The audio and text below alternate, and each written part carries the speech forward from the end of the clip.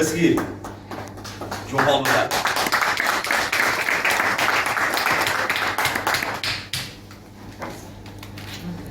Muito boa noite a todos.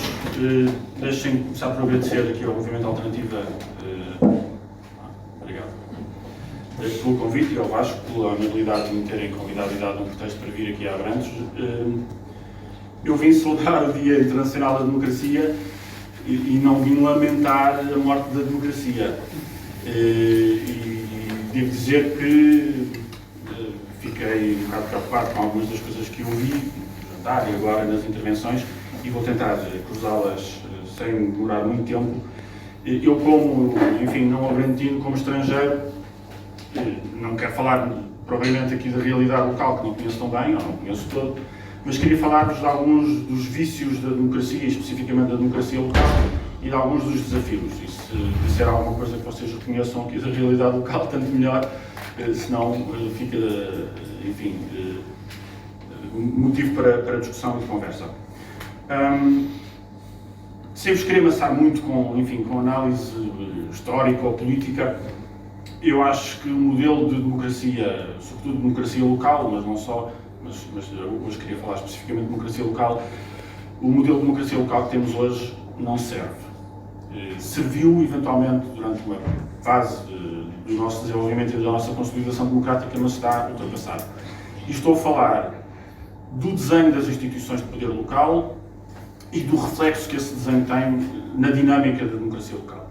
Quando começámos a estruturar o poder local em Portugal, em 1975-76, com os alvores do regime democrático, estávamos num país com muito baixos índices de alfabetização, de literacia, com uma população pobre, pouco qualificada e com uma urgência enorme em estruturar o país.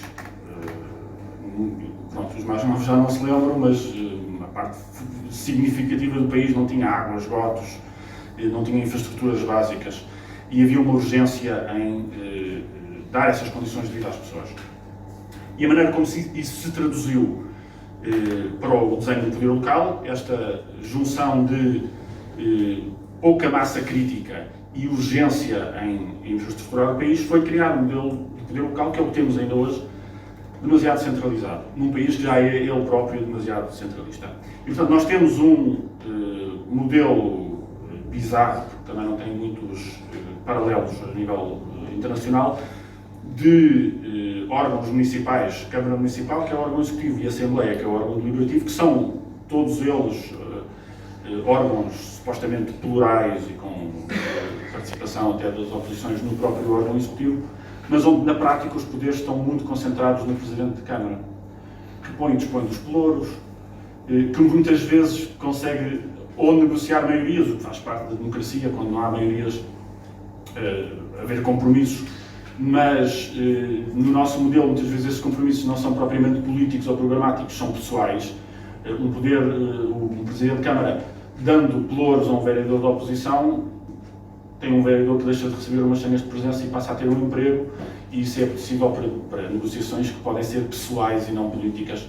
E, portanto, por aí até se desvirtuar a representação decidida pelos cidadãos na votação para a Câmara Municipal, e uma coisa semelhante pode acontecer nas Assembleias Municipais. Há vários casos em que a maioria eleita por uma Assembleia Municipal não é que está refletida no órgão, porque, entretanto, temos os presidentes de junta de freguesia que são membros das Assembleias Municipais por inerência e muitas vezes viram a maioria para algo diferente daquilo que tinha sido votado, ou porque são do partido do Presidente, ou porque, não sendo do partido do Presidente, não querem ou não podem, ou sentem que não podem hostilizar o Presidente, porque senão a sua freguesia fica prejudicada na distribuição de fundos e de competências. E, portanto, nós temos aqui grandes distorções no funcionamento do poder local e isso tem efeitos muito perversos no exercício dos contrapoderes dentro dos órgãos políticos e até depois na vitalidade da própria democracia, sobretudo em zonas do país onde a Câmara tem um papel económico relevante, como contratante, ou a dar empregos, ou a apoiar instituições locais. Este modelo demasiado centralista tem a tendência para criar poderes pessoais desproporcionados. Quando em cima disso temos depois longevidade dos mesmos partidos no poder, mesmo que haja, por virtude da lei de limitação de mandatos, uma renovação, ou pelo menos rotação das caras que estão no topo do poder, temos depois modelos de presidências imperiais, em que o poder está em duas mãos, que são as mãos de quem manda na presidência da Câmara, e tem uma capacidade desmesurada de pôr e dispor da vontade dos cidadãos. E se nós pensarmos na democracia como um sistema de governo onde, em primeiro lugar, as pessoas se reúnem, se encontram, em segundo lugar, todas as pessoas têm voz, e em terceiro lugar, todas as vozes são ouvidas, temos aqui vários problemas. Enfim, no exercício das nossas liberdades, nós temos o direito de reunião, estamos a exercê-lo aqui, o direito de liberdade de expressão, portanto, todos nós temos voz, mas nestes modelos de presidências imperiais ou de concentração de poder, nem todas as vozes são ouvidas. E esse é o problema. E é o problema porque quando as pessoas sentem que têm direitos formais, mas sem tradução substantiva, ou seja, a minha voz não é ouvida, as pessoas acabam por descrer na própria democracia. E este é o grande problema que nós enfrentamos na democracia. Estava a falar das democracias locais, mas o problema não é diferente a nível nacional e até noutros países, noutras democracias que estão também elas em crise, exatamente porque as pessoas sentem que a sua voz não é ouvida e que os mecanismos tradicionais de representação não estão a exercer os seus mandatos em defesa do interesse público, mas em defesa dos círculos estreitos do poder e daqueles que têm, nomeadamente no poder económico, acesso aos círculos estreitos do poder. Eu anotei que o Vasco, citando o programa político do movimento de 2019, falou das suas ambições para Abrantes, democracia e desenvolvimento. E lembrei-me logo dos célebres 3 Ds do 25 de Abril, que era descolonização, democracia e desenvolvimento. E se calhar o D da descolonização não estaria ainda descabido e continua a ser atual. Nós temos que descolonizar as nossas instituições.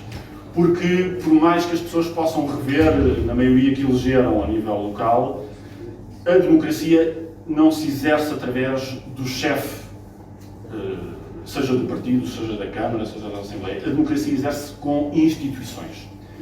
E outro dos grandes vícios destas presidências imperiais e destas concentrações de poder é que se perde, ou nunca se chega a ganhar, a cultura das instituições, a cultura institucional.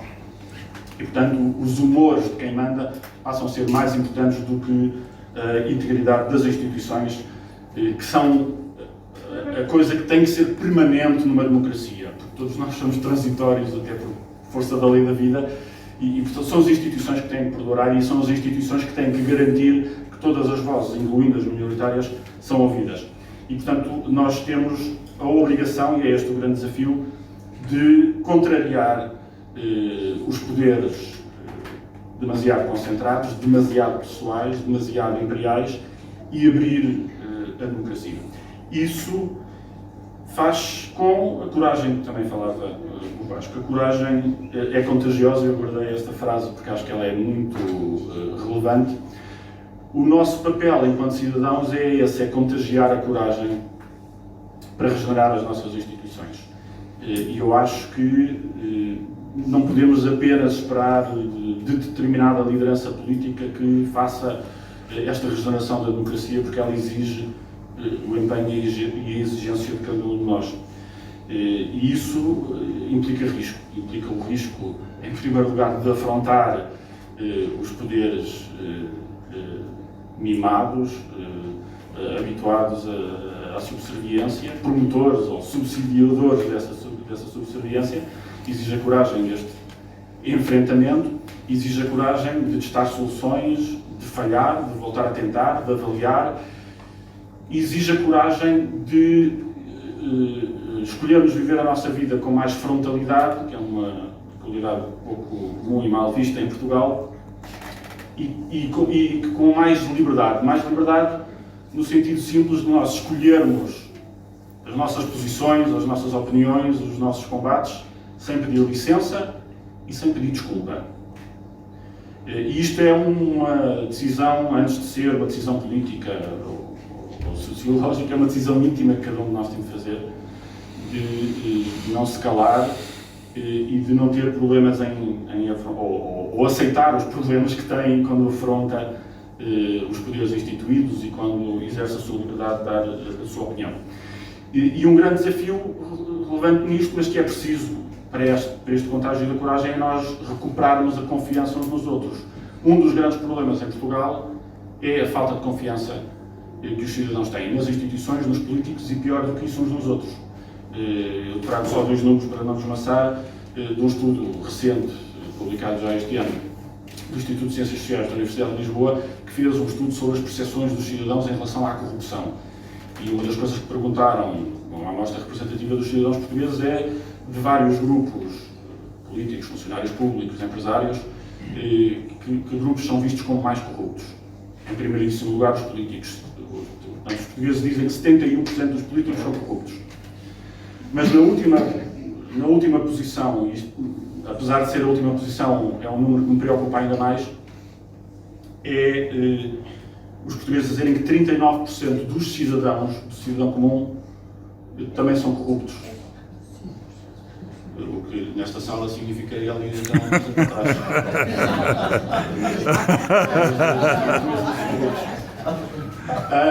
Mas isto é muito preocupante, porque isto significa que o círculo de confiança, digamos, do cidadão médio aqui em Portugal é a sua família e a família próxima, porque se calhar já assim, com os primos que a gente e um círculo restrito de amigos. E, portanto, nós não confiamos praticamente em mais ninguém. Portanto, a nossa capacidade de tomar decisões coletivas é muito complicada se nós não temos confiança uns dos outros. E, portanto, parte da coragem que nós também precisamos ter é a coragem da confiança. Que implica, seguramente, nós termos alguma capacidade de dar alguns saltos no escuro e confiar à partida, mesmo que possa vir a correr mal. E isso, para mim, é fundamental, depois, quando entramos numa parte que eu não queria aprofundar, até porque a Patrícia falou com muito mais inteligência e autoridade que eu, que é o componente do título que nos traz aqui, do papel do jornalismo e do jornalismo local. Podemos e devemos discutir as modalidades de apoio público ao jornalismo, quer a nível nacional, quer a nível local, mas a Patrícia tem toda a razão. Um órgão de comunicação social, local, nacional e internacional, tem de depender da comunidade das pessoas que veem o valor desse trabalho, desse jornalismo. E, portanto, um jornal tem que viver dos seus leitores. A única coisa que eu proponho aqui, até porque nem sequer é a ideia minha, tem sido discutida, o professor Miguel Poiás Maduro tem proposto, é aproximarmos as duas propostas que estavam aqui a ser discutidas pelo Vasco e pela Patrícia. Isso implica coordenar políticas nacionais com as políticas municipais, que é, para além de financiar os jornais com publicidade institucional, que pode levantar os problemas, até de percepção que levanta, é financiar os leitores.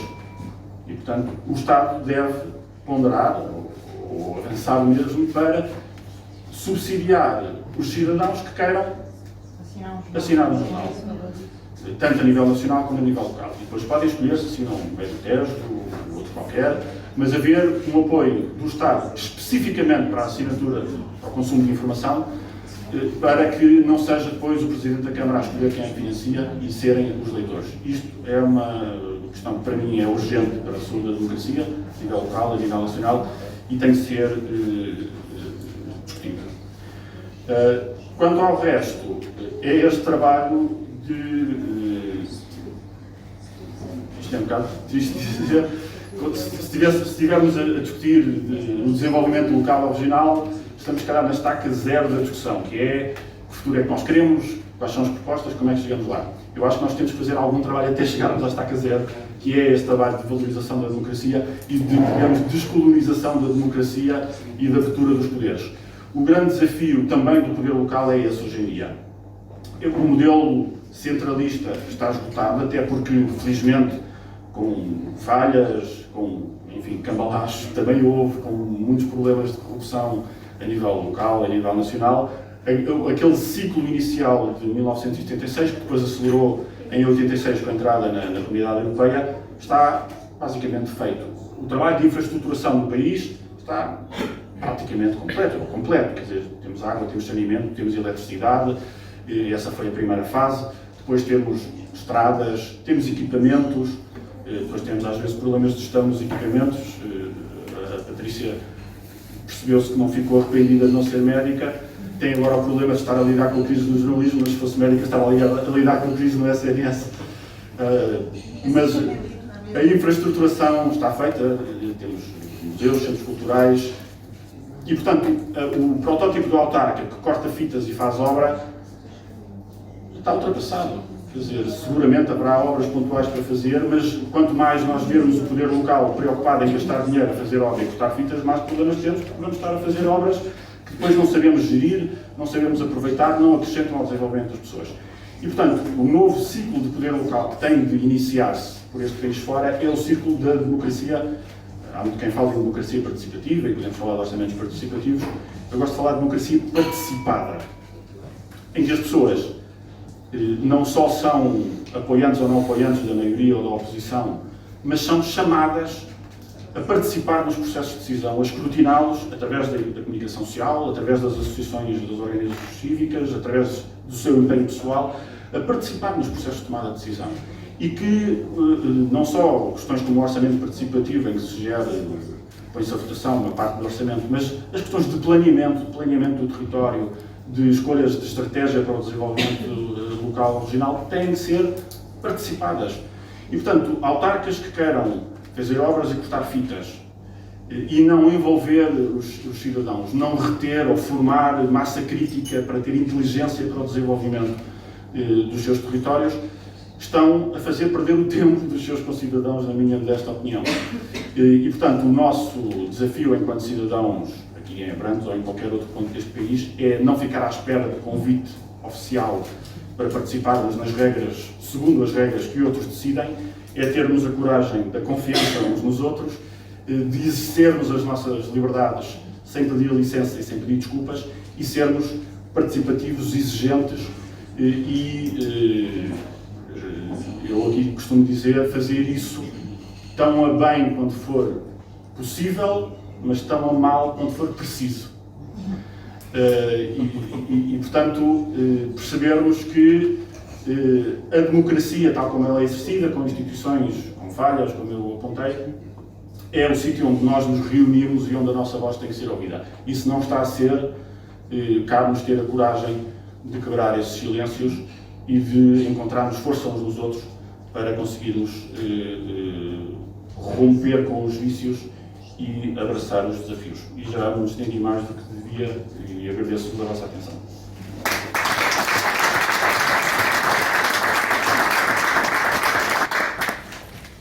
Ora bem, então, 22h42, só um pequeno comentário. Esta parte dos autarcas que fazem obra e cortam fitas, eu não disse nada ao João Paulo Batalha.